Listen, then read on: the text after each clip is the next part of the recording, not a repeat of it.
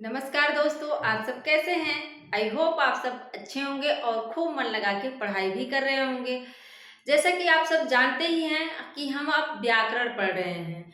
जितना जो है इम्पोर्टेंट साहित्य होता है, काव्य होता है, गद्य होता है, उतना ही इम्पोर्टेंट जो है व्याकरण का भी पोर्शन होता है। छोटे-छोटे क्वेश्चन जो है हमारा गलत हो जाता है और जो है 1-2 नंबर से हम चूक जाते हैं, 1-2 नंबर से बाहर हो जाते हैं। तो इसलिए इसलिए आप लोग एक-एक टॉपिक को बहुत महत्वपूर्ण समझ के याद करिए। कभी-कभी होता है हमें लगता है अरे ये विलोम तो ऐसे ही कर लेंगे। जो है पर्यायवाची क्यों पढ़ना? पर्यायवाची तो सब याद ही है, हो जाएगा। लेकिन वही लेके हमें डूब जाता है। जो हमें लगता है कि ये ईज़ी होगा, वही क्वेश्चन हम गलत कर देते हैं और सिलेक्शन के पास जाके हम एकदम से पीछे हो जाते हैं, बहुत पीछे हो जाते हैं। तो आप लोग ये गलती मत करिएगा। आइए हम देखते हैं विलोम शब्द क्या है?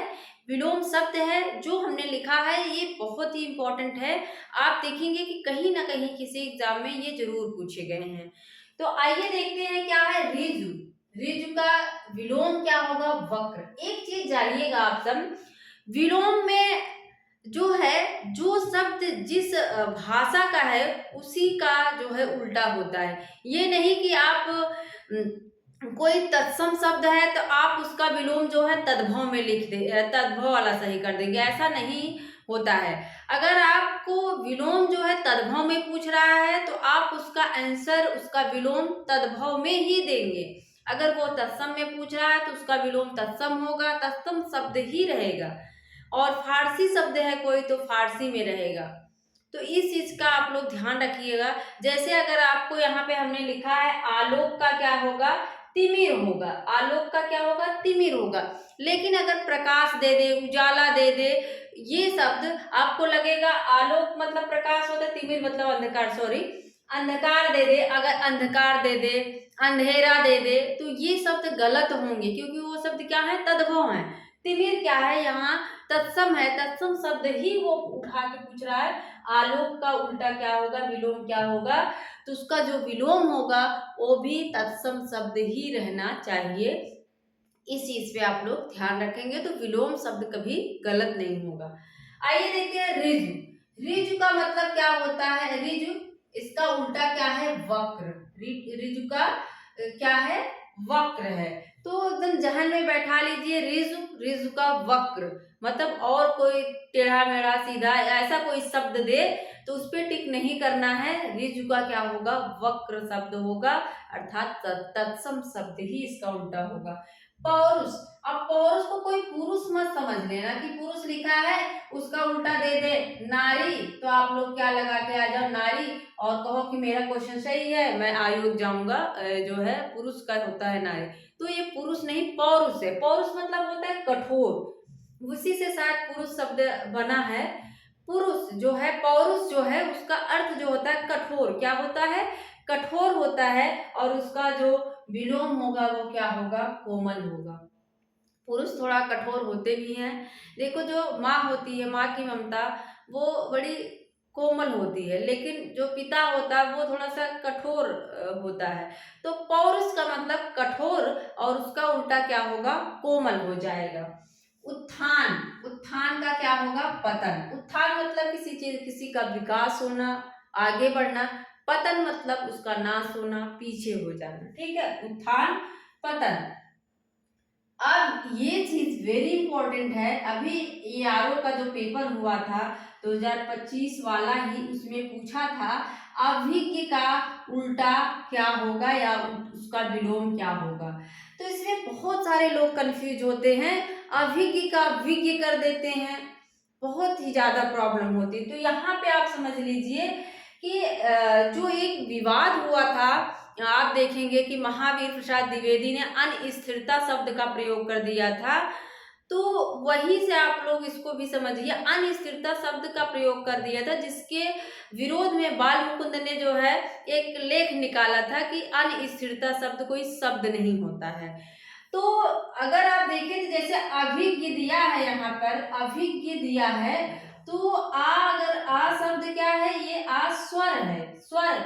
अगर किसी किसी शब्द की शुरुआत जो है स्वर से होती है तो उसका जो विलोम होगा वहां पे उपसर्ग जो लगेगा अन लग जाएगा। क्या है लगेगा? अन लगेगा। तो यहाँ पे आप देखेंगे अभिज्ञ का, आप लोग सोचेंगे अभिज्ञ और अनभिज्ञ एक ही है, तो ऐसा नहीं है। अभिज्ञ मतलब भी ज्ञानी होता है, विद्वान होता है, और विज्ञ मतलब भी क्या होता है? विद्वान होता है। विज्ञ और अभिज्ञ ये दोनों एक ही शब्द है। अभिज्ञ और विज्ञ दोनों एक ही शब्द है। इसका उल्टा क्या होगा? अगर आ से शुरुआत हुई है तो जब इसका उल्टा होगा तो इसमें अन उपसर्ग लग जाएगा। क्या हो जाएगा? अभिज्ञ हो जाएगा, अज्ञ हो जाएगा, मतलब अज्ञानी।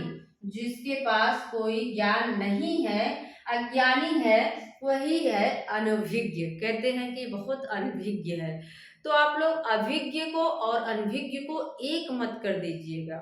अभिज्ञ मतलब ज्ञानी विद्वान, विज्ञ मतलब भी ज्ञानी, लेकिन जब उसका उल्टा जाएंगे तो विज्ञ का अज्ञ हो जाएगा और अभिज्ञ का जो है अन उपसर्ग लग जाएगा, क्योंकि आगे स्वर है, आ है, तो अन उपसर्ग लग के क्या बन जाएगा? अनभिज्ञ बन जाएगा। इस बारीकी को आप ध्यान देंगे तो ये वाला गलत नहीं होगा। आइए देखते हैं उपत्यका और अधित्यका। अब देखिए जब पहाड़ होता है तो पहाड़ ऐसे पहाड़ है, सॉरी उल्टा हो गया, ऐसे पहाड़ है तो ये जो नीचे की जमीन है इसे क्या कहते हैं? उपत्यका कहते हैं। क्या कहते हैं? उपत्यका। लेकिन जो यहाँ ऊपर की जमीन होती है, ऊपर का स्थान होता है, उसे अधित्यका कहते हैं। क्या? अधित्यका, शायद यही है। तो आप सब जो है इन सब छोटी छोटी चीजों को अगर जानते रहेंगे ना तो फिर गलत नहीं होगा। ये चीज मैं एक बार देख लूं, हाँ सही है। उपत्यका मतलब जो नीचे है, अधित्यका मतलब जो ऊपर है। प्राचीन का बहुत पूछता है, क्या हो जाएगा? प्राचीन का नवीन नहीं होगा, इस चीज को जानते रहिएगा। प्राचीन का ना नवीन बहुत लोग कर देते हैं। प्राचीन का क्या है? नवीन नहीं होगा, बल्कि अर्वाचीन होगा। क्या होगा? अर्वाचीन होगा। ये किसी एग्जाम में पूछा गया है और उस समय मेरी तैयारी नहीं सही थी, शुरुआत था, तो मुझे लगा कि प्राचीन का नवीन होता होगा, तो मैंने क्या कर दिया था? नवीन। तो लेकिन ये आप सब ये गलती मत करिएगा। प्राचीन का क्या होता है? अर्वाचीन होता है। स्थावर मतलब होता है स्थिर। स्थावर मतलब स्थिर होता है। और जंगम क्या है? जंगम होता है जो चलायमान हो। ठीक है, स्थावर जंगम, इसका उल्टा होगा। पाश्चात्य का ये मत सोचना कि पाश्चात्य का जो है कुछ और हो जाएगा, पौर्वात्य होगा। क्या होगा? पौर्वात्य होगा। पाश्चात्य का क्या हो जाएगा? पौर्वात्य होगा, इसका उल्टा। प्रत्यक्ष देखिए, प्रत्यक्ष का क्या होता है? परोक्ष कहो या फिर अप्रत्यक्ष भी कह सकते हो। चाहे आप परोक्ष कह दो, चाहे अप्रत्यक्ष कर दो, दोनों एक ही है। अब अगर एग्जाम में पूछ ले प्रत्यक्ष का उल्टा या प्रत्यक्ष का विलोम क्या होता है, आप प्रत्यक्ष देके ना देके परोक्ष देते हो तो आप लोग कंफ्यूज मत होइएगा। प्रत्यक्ष का परोक्ष होता है। सामिस आमिस बहुत कंफ्यूजन करने वाला ये जो है विलोम आता है, इसका कभी कभी अर्थ भी पूछ लेता है। सामिस का उल्टा क्या होगा? हम आमिस लगा के आ जाते हैं। क्या करते हैं? शामिस का विलोम क्या होगा? हम कर देते हैं आमिस। ऐसी गलती नहीं करना है। सामिस और आमिस एक ही शब्द है। सामिस मतलब जो मांसाहारी हो, जो कैसा हो? मांसाहारी हो, मांस खाता हो। आमिष मतलब भी यही होता है, सामिस मतलब भी यही होता है। लेकिन निरामिष मतलब जो शाकाहारी होते हैं, जो मांस मछली नहीं खाते हैं, उन्हें शाकाहारी कहते हैं। इस अगर अर्थ को आप जानते रहेंगे तो ये क्वेश्चन गलत नहीं करेंगे। मांसाहारी, सामिस आमिष, निरामिष मतलब जो शाकाहारी होते हैं। तो सामिस और आमिष एक ही शब्द है।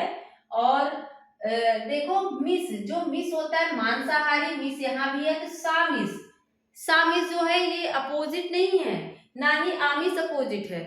जो मांसाहारी, जो मांस खाते, निरामिष मतलब जो मांस मछली नहीं खाते हैं, उन्हें निरामिष कहा जाता है। शाश्वत, शाश्वत मतलब जो हमेशा रहे, शाश्वत मतलब जो हमेशा विद्यमान रहे उसे शाश्वत कहते हैं। और शाश्वत का उल्टा क्या हो जाएगा, क्षणिक हो जाएगा, जो क्षण भर रहे उसे क्या कहेंगे, इसका उल्टा क्षणिक। शाश्वत मतलब जो हमेशा विद्यमान रहे, जो हमेशा के लिए रहे उसे शाश्वत, और उसका उल्टा क्या है, जो क्षण भर के लिए रहे उसे क्षणिक कहते हैं। अनिवार्य, अनिवार्य का मतलब कंपल्सरी, ये काम तुम्हें करना ही है, इसे अनिवार्य कहेंगे। उसका उल्टा क्या हो जाएगा, ऐच्छिक। ऐच्छिक मतलब ये तुम्हारी इच्छा के ऊपर है, करो या ना करो। तो ऐच्छिक, ऐच्छिक मतलब होता है कि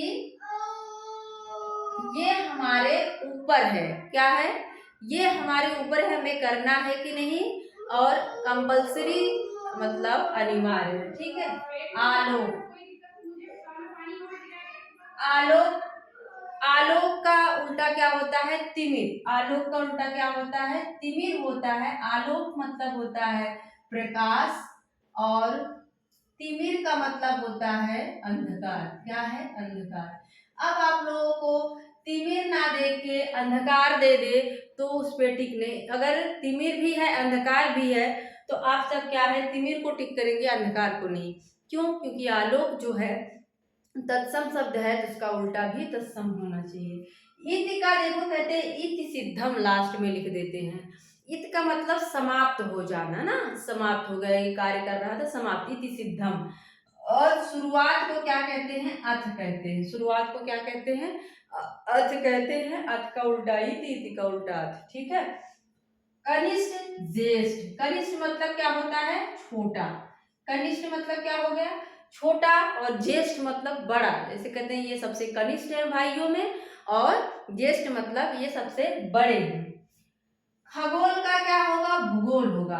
अभी मत कहना भूगोल का इतिहास हो जाएगा। भूगोल का उल्टा क्या होता है, खगोल होता है। भूगोल का उल्टा क्या होता है, खगोल होता है। अतिवृष्टि का हो जाएगा अनावृष्टि।